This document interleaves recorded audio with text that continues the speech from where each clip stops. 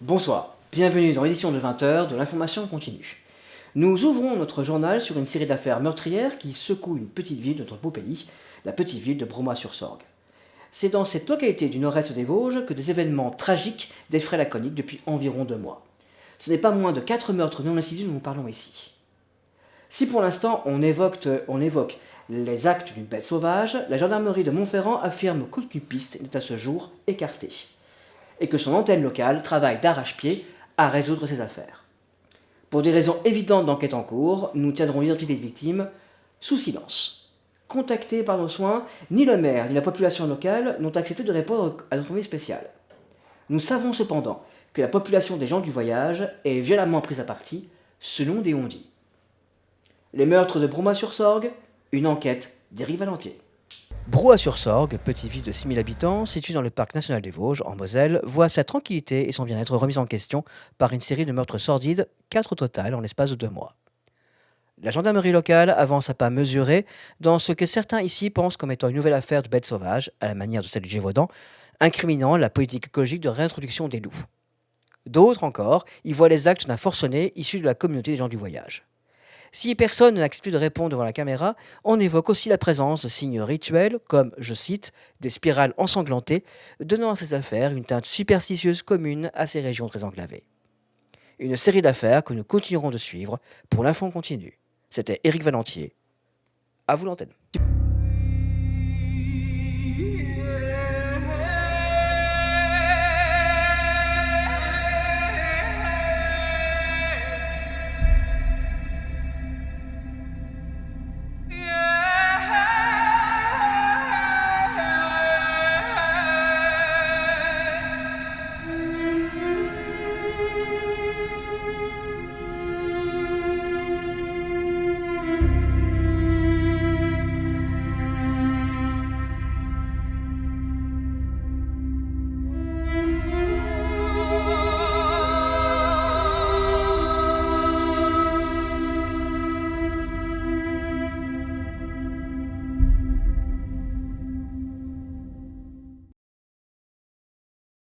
Alors, ce qui est arrivé à Antoine, beaucoup de choses.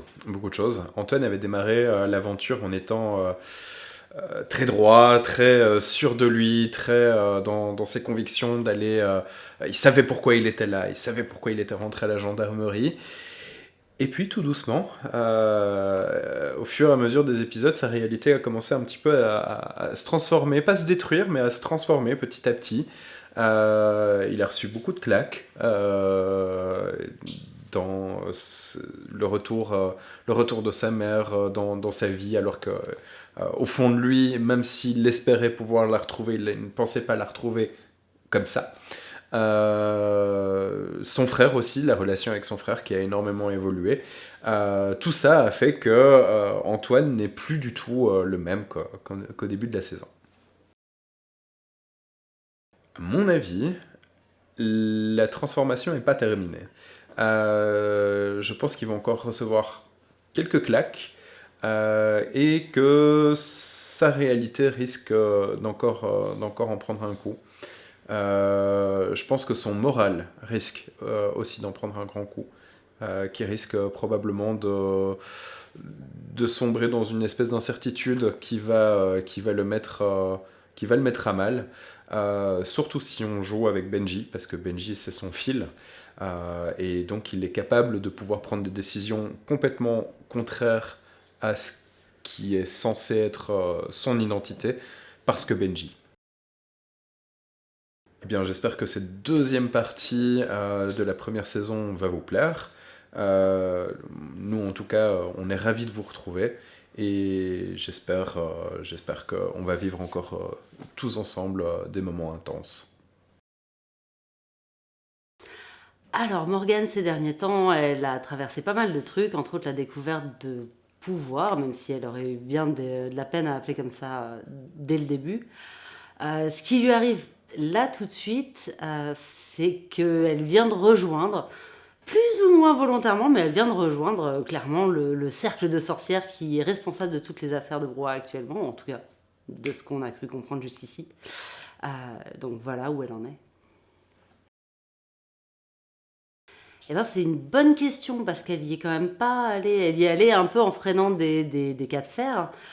Mais à côté de ça, il faut reconnaître qu'elle rentre dans un truc. Moi, je n'arrive pas à savoir où va arriver Morgane. C'est-à-dire, est-ce que elle y va juste par curiosité et puis bon, elle est encore tout à fait capable de faire la part des choses, ou est-ce qu'elle y va et elle va se faire happer? C'est une bonne question. Pas vraiment. Bien, je pense que dans cette première partie, mon personnage a tout perdu, en tout cas tout ce en quoi elle croyait, tout ce à quoi elle s'accrochait, toutes ses certitudes se sont un peu effondrées. Et sa chrysalide aussi a commencé un peu à percer.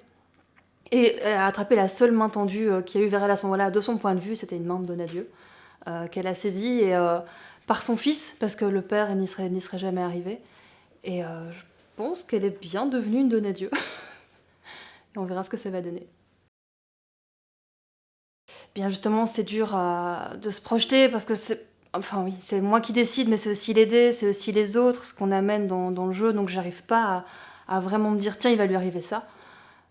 Mais je pense que ça va être riche en rebondissements et en surprises. Eh bien, merci de nous suivre depuis le début pour ceux qui sont là depuis le début. Bienvenue à ceux qui débarquent et j'ai hâte de raconter la suite avec vous et pour vous.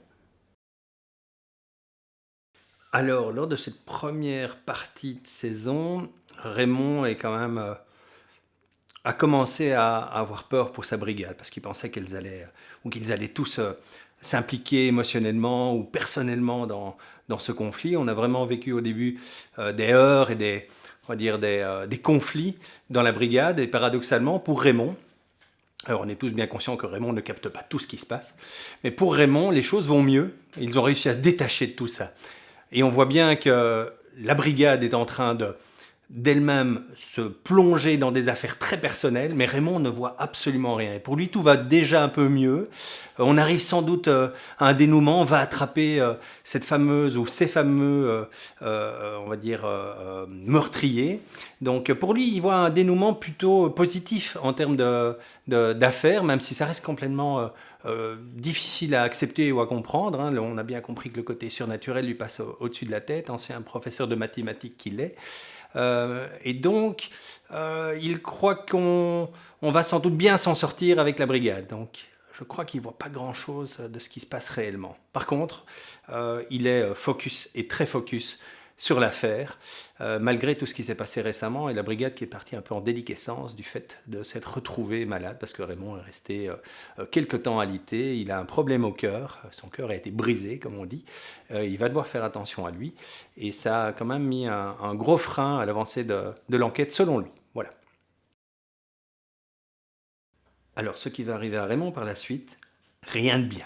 Ça, c'est certain. Quoi qu'il arrive, ça va mal se terminer. Je suis très curieux de voir comment Raymond, ou s'il va à un moment se rendre compte de tout ce surnaturel et s'il va l'accepter. Je ne sais pas vraiment comment Raymond va réagir. Je vais me laisser dicter par le moment et par les émotions du moment.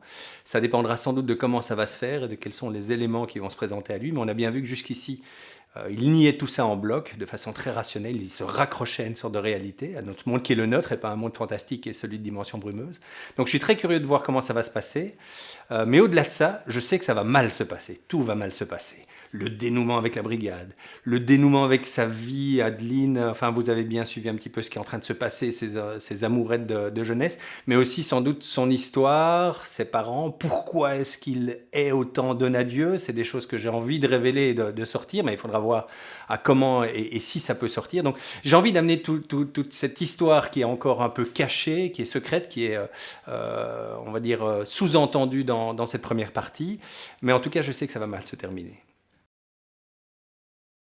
Alors oui, à partir de maintenant, il faut faire du subscribe, il faut donner, il faut s'inscrire, il faut mettre des pouces où vous voulez, de la couleur que vous voulez. Donc maintenant, on a décidé de faire un peu plus de marketing autour de tout ça. Donc subscribe et parlez-en à vos copains et partagez tout ce genre de choses-là.